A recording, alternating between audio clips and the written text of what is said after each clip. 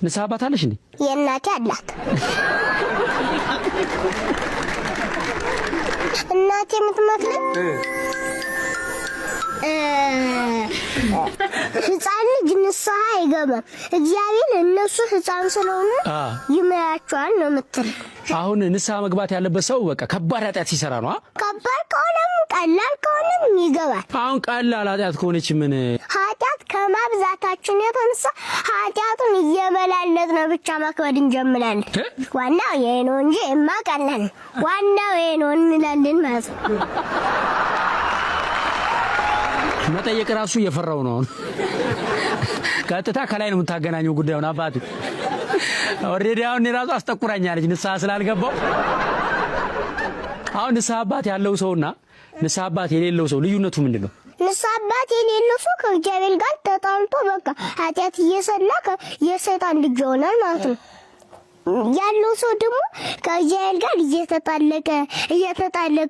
እየተጣለቀ ሂዶ መንግስተ ሰማያትን ይወርሳል፣ በቀኙ ይቆማል። በህይወትሽ በጣም ያዝናናሽ ቀን መቼ ነው? እስቲ ቀለል ያለ ጥያቄ እንጠያየቅ። ቤተክርስቲያን የሚሄዱበት ቀን አይደለ? ሌላስ ፊልም ምናምን የሚያዝናናሽ ነገር የለም? ኧረ ፊልም አልፈልግም።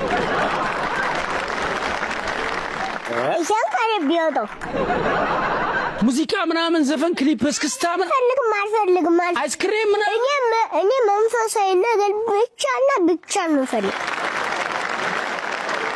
የጌታችን ስቅለት አያለሁ፣ ባህሉ ለሁለት ሲከፈል አያለሁ። ስቅለት ማለት አልገባኝም። ምን እግዚአብሔር መጀመሪያ አሰቃዩት፣ መስቀል አሸከሙት፣ ከዛ በኋላ ገለፉ። ኧረ በእናትሽ አንቺ እንዴ! እና ይሰቀል ንጉስን ጨቀጨቁና በቃ ይሰቀላል። ሰማይና ምድርን የፈጠረ ንጉስ እንዴት በሰው ይሰቀላል? በሶስተኛው ቀን እኮ ተነስቷል።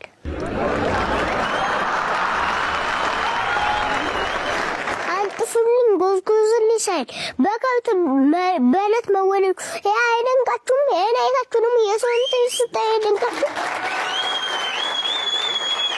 ከአይምሮ በላይ ነው። ቆይ አንቺስ ታሪክ ግን ምን መሆን ነው የምትፈልጊው? ዶክተርና መምህር ያልኩት ሁሺ ሳይሆን የቤተክርስቲያን መምህር ማለት ነው። ዶክተር ደግሞ የወደቁትን እናት አባት የሌላቸውን ያልጁትን ሰብስቤ አክማቸዋለሁ። እሰይ እግዚአብሔር ይባርክ።